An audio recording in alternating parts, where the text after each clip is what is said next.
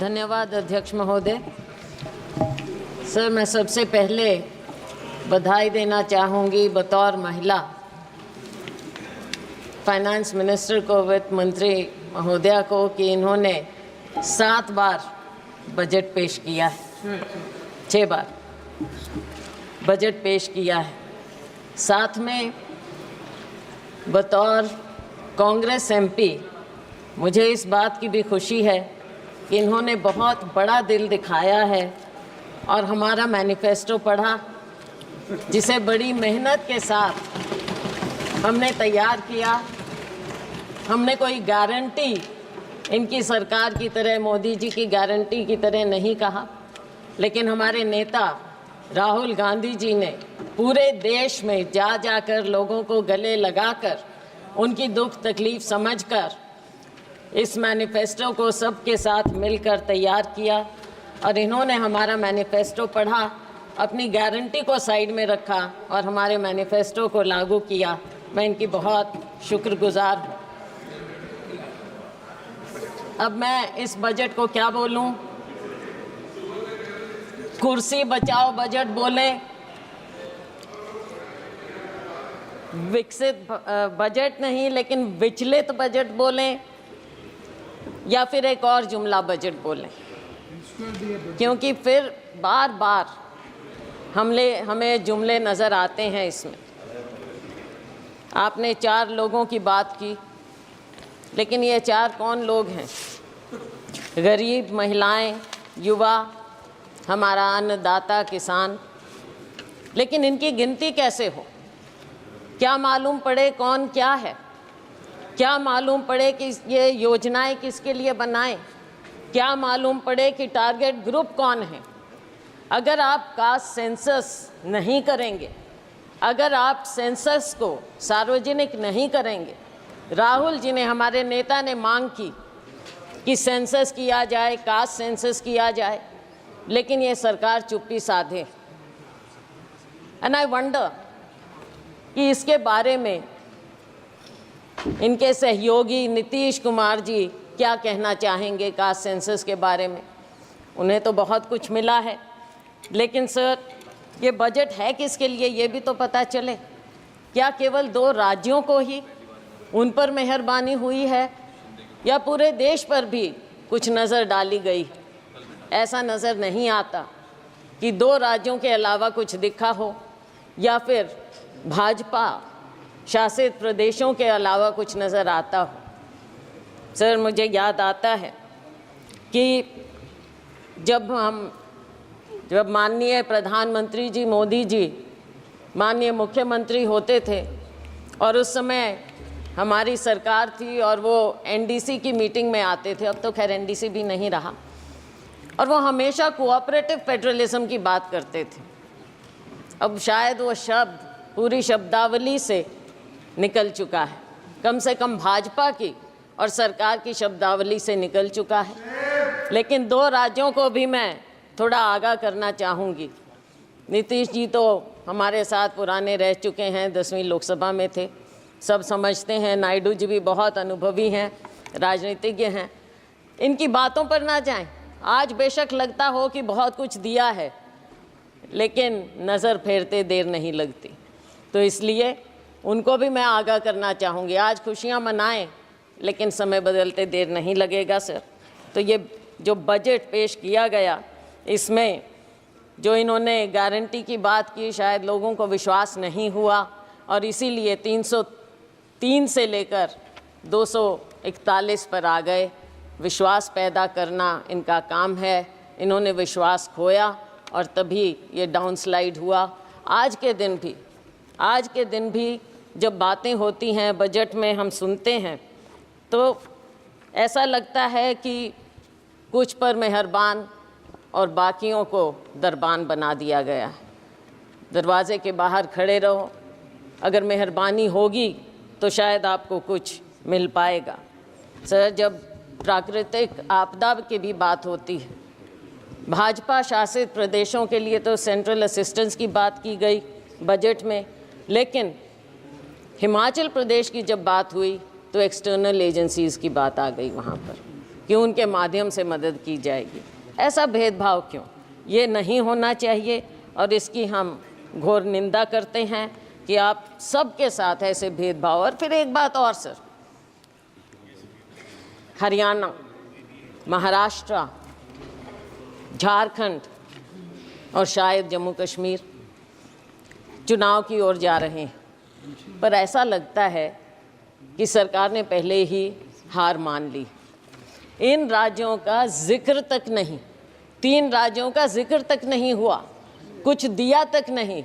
और दुख इस बात का है कि आज 3 केंद्रीय मंत्री हैं हरियाणा से केंद्र में, एक तो मुख्यमंत्री भी रह चुके, लेकिन हरियाणा को कुछ नहीं मिला। मुझे मालूम नहीं कि अंदरूनी इनकी क्या बातें होती हैं, वो तो खैर सार्वजनिक हो नहीं सकती, लेकिन दुर्भाग्य है मेरे राज्य का, हरियाणा का, कि 3 केंद्रीय मंत्री होने के बाद भी हमें हरियाणा को ये कुछ ना दे पाए हैं और नाम तक लेना मुनासिब नहीं समझा। सर, किसान की बात है, किसान की आय दुगनी करने की बात कही गई। स्वामीनाथन कमेटी रिपोर्ट की बात लागू करने की शुरू में की थी, लेकिन बहुत कन्वीनियंटली आसानी से अब स्वामीनाथन कमेटी रिपोर्ट का नाम तक नहीं लिया जाता है।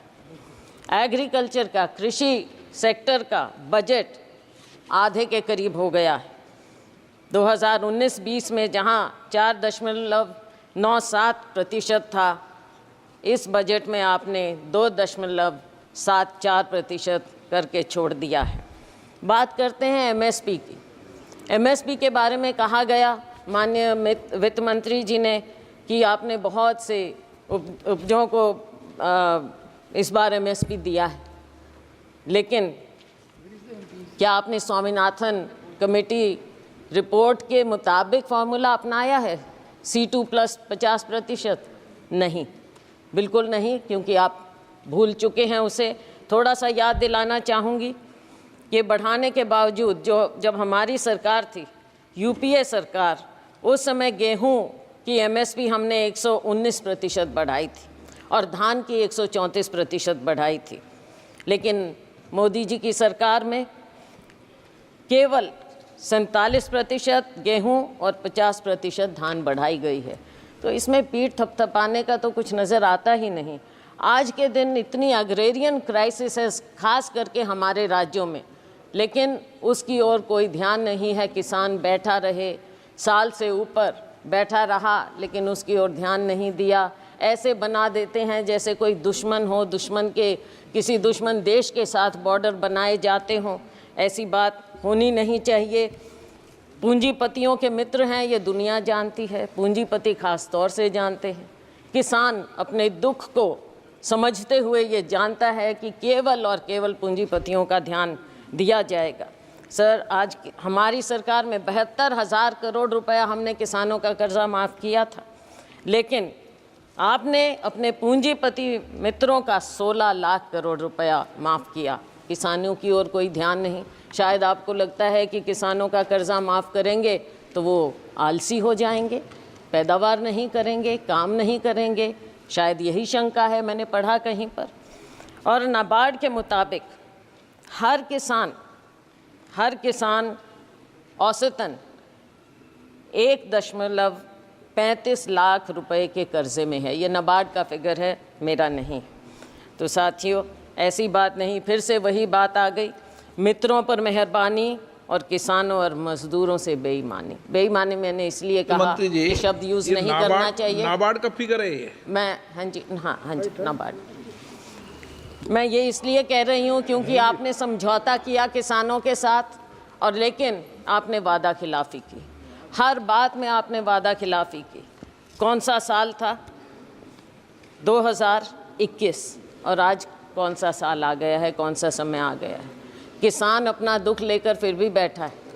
किसान को आप उग्रवादी मत करिए, लेकिन आप उसको मजबूर मत कीजिए उग्र होने पर। और मजबूर और मजदूर दोनों बना दिया है आपने, किसान को, मजदूर को, किसी और ध्यान नहीं है। और इसके ऊपर एक और फसल बीमा योजना हमारे यहाँ अपने प्रदेश की मैं बात कर सकती हूँ। फसल बीमा योजना से आप किसान से पैसा तो ले लेते हैं प्रीमियम, लेकिन जब मुआवजा देने की बात आती है तो वो सालों साल बैठा रहता है। मेरी अपनी कॉन्स्टिट्यूएंसी में नरवाना में 3 साल से किसान बैठा है मुआवजे के लिए, उसकी और कोई ध्यान नहीं। 3,40,000 करोड़ रुपया आपको प्रॉफिट मिला है बीमा कंपनियों को, लेकिन जब किसान को देने की बात आती है तो वो दर दर भटकता रहता है, कोई उसकी ओर ध्यान नहीं। माननीय अध्यक्ष महोदय, किसान धरने पर बैठा रहा, 736 किसान शहीद हो गए, चले गए इस दुनिया से, लेकिन उनके बारे में एक भी शब्द नहीं बोला गया, ना उन्हें कुछ देने की बात की। आज भी हरियाणा और पंजाब शंभू बॉर्डर पर किसान बैठा है, मजबूर है, लोगों को आने जाने की भी तकलीफ़ है, लेकिन आप उस मजबूर किसान की ओर देखना तक नहीं चाहते और वो उस बॉर्डर पर बैठा है।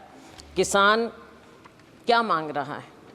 आप एमएसपी देने की बात करते हैं, लेकिन बात तो लीगल गारंटी की है। इस वादे को क्यों नहीं याद करते? किसान को जब तक आप लीगल गारंटी नहीं देंगे उसके एमएसपी की, तब तक आप किसान के साथ इंसाफ नहीं कर सकते। और ये किसानों से आप पूछ लीजिए, हम जिस अन्नदाता की आपने बात की, अगर अन्नदाता कमज़ोर होगा तो ये देश कभी आगे पनप नहीं सकता, ना किसी का विकास होगा और ना ये विकसित भारत हो सकता अगर किसान और मजदूर इस तरह से मजबूर हो जाएगा। हमने अपने मैनिफेस्टो में उनको लीगल गारंटी की बात की। अगर ये हमारा मैनिफेस्टो का ये बिंदु भी पढ़ लेते तो बहुत अच्छा होता।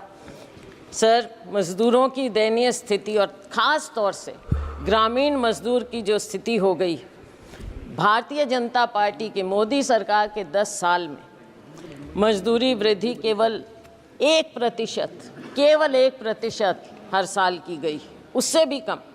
और अगर मनरेगा की बात करें, मुझे दुख इस बात का हुआ कि मनरेगा का एक बार भी नाम नहीं लिया गया इस पूरे बजट में। और मनरेगा तो वो है जिसे आप पहले नाकारते थे, फिर आपने समझा, आपने उसको अपनाया। बेशक हम पर कटाक्ष करके माननीय प्रधानमंत्री जी ने मनरेगा को अपनाया, लेकिन अपनाया। और अगर कोई सेवियर था कोविड में ग्रामीण क्षेत्र में तो वो मनरेगा था, और आप आज मनरेगा को भूल गए। मनरेगा बजट समय से याद ही नहीं रखते हैं। और गरीब को जब आप याद ही नहीं रखेंगे, मजदूर को ग्रामीण क्षेत्र में सबसे ज़्यादा बुरा हाल है। किसान का और ग्रामीण मजदूर का, खेती और मजदूर का चोली दामन का साथ है। आपने दोनों को भुला दिया है। देश कहाँ आगे जाएगा? केवल पूंजीपतियों के लिए। ग्रामीण क्षेत्र में भी आपने पूंजीपतियों को घुसा दिया, और वो भी बड़े बड़ों को। साइलोज वहाँ पर लग गए, वहाँ पे मजदूर भी। मंडियों में मजदूरों का बुरा हाल है। आज वो बेरोज़गार हो गए हैं, आज उनको 2-3 हज़ार रुपया महीने का मिलता है। मजदूर और दयनीय हो गया है। तो इस पर आपको ध्यान रखना चाहिए। न्यूनतम वेतन प्रतिदिन का 400 रुपया होना चाहिए। ये देश भर की डिमांड है, और हम कहते हैं कि हमारा समय आएगा, हम 400 रुपया ज़रूर करेंगे, और ये होना चाहिए। सरकार को इस बात को मानना चाहिए, गरीब की बात को मानना चाहिए, मनरेगा की बात को, कि न्यूनतम वेतन आप 400 रुपया करें।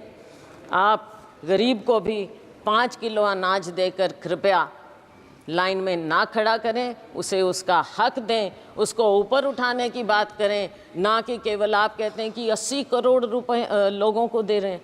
तो क्या 80 करोड़ लोग लाइन में लगे रहेंगे?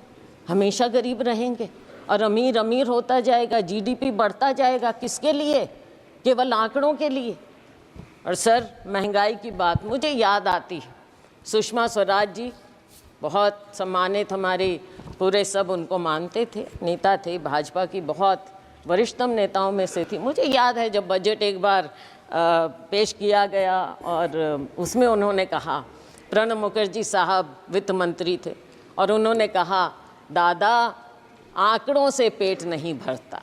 मैं ये याद दिलाना चाहूँगी सत्ता पक्ष को कि आंकड़ों से पेट नहीं भरेगा। गरीब को, युवा को रोज़गार चाहिए, गरीब को वेतन चाहिए। गरीब को केवल 5 किलो अनाज देकर आप पंक्ति में, आखिरी पंक्ति में खड़ा मत कीजिए। महंगाई पर नियंत्रण लाइए। महंगाई पर नियंत्रण आप क्यों नहीं कर पा रहे हैं? जो ऑयल कंपनीज हैं उनका मुनाफा बढ़ता जाता है, लेकिन क्या आप आम उपभोक्ता को कोई राहत देते हैं? क्या किसान तक कोई राहत पहुंचती है? गरीब तक कोई राहत पहुंचती है? आज इन्फ्लेशन कितना बढ़ता जा रहा है। फूड इन्फ्लेशन के बारे में माननीय वित्त मंत्री जी ने पासिंग में कहा कि हम इसका इंतज़ाम करेंगे, लेकिन कैसे इंतज़ाम करेंगे? दाल, आपके सब्जियां सब इतनी महंगी होती जा रही हैं। क्या अनाज केवल एक है? केवल अनाज? क्या गरीब आदमी सब्जी या कुछ नहीं खाए, प्याज नहीं खाए, आलू नहीं खाए, कोई सब्जी नहीं खाए, वो उस तक पहुंचता नहीं? पहुंचता है तो कितना महंगा मिलता है। वित्त मंत्री प्याज नहीं खाती है, प्याज नहीं खाती है। चलो वो तो अपने अपने खाने का अलग टेस्ट है, वो कोई बात नहीं, लेकिन गरीब आदमी तो प्याज और आलू खाता है ना, उसको तो कुछ और नहीं मिलता।